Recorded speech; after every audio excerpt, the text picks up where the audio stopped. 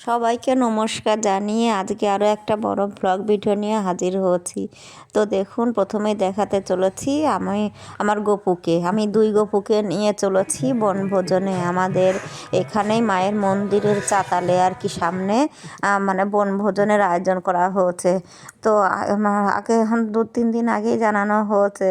তো চলেছি আমি, আমার বাবাই আমাদের গপুকে নিয়ে সকালে ঠাকুর মানে ঠাকুর দিয়ে পুজো সেরে নিয়ে 9টার সময় বেরিয়ে পড়েছি আমাদের এই মায়ের মন্দিরে। আমি প্রত্যেক মাসে যেখানে মায়ের উপোস করি আর কি, অমাবস্যায় পুজো করি।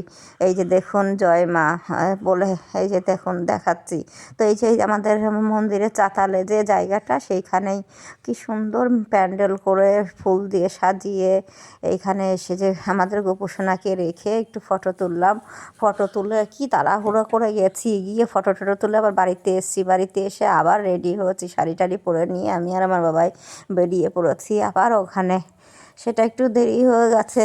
তো গেছি, গিয়ে দেখুন কীর্তন শুরু হয়েছে পাঠ আর কি। পুরুষ নারী জাতির বিচার নাই।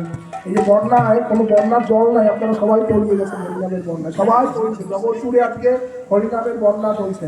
মুসলিম ক্রান্তি থেকে গীতা প্রচার হচ্ছে, হরিনাম করছে। ইসকনেকে দেখবেন না কত মানুষ, হ্যাঁ কত। আমাদের কিন্তু সনাতন ধর্মের লোক ওখানে সবাই নয়, কিন্তু সবাই হরিনামের বন্যায় প্লাবিত হয়েছে। তাহলে এমন বন্যা দেখি নাই, মানুষ শুকনোতে তলায়, ডুবলো নদের পুরুষ নারী জাতির বিচার নাই।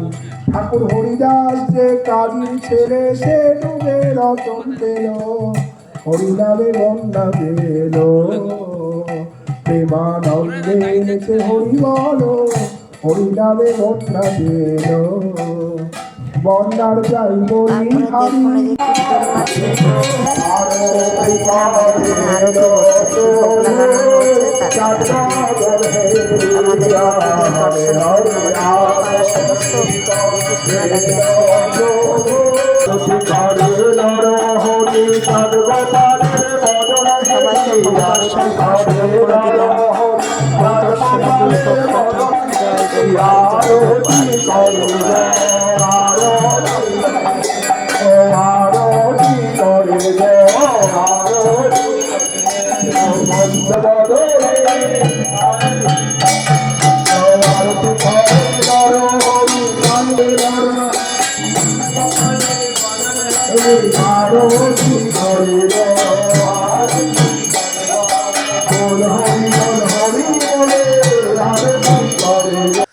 এবারে কীর্তনের শেষে আমাদেরকে বলা হলো, তোমরা যদি সবাই ফটো তুলতে চাও তা আমরা একটু দাঁড়িয়ে এইখানে গপুর সঙ্গে ফটো তুললাম।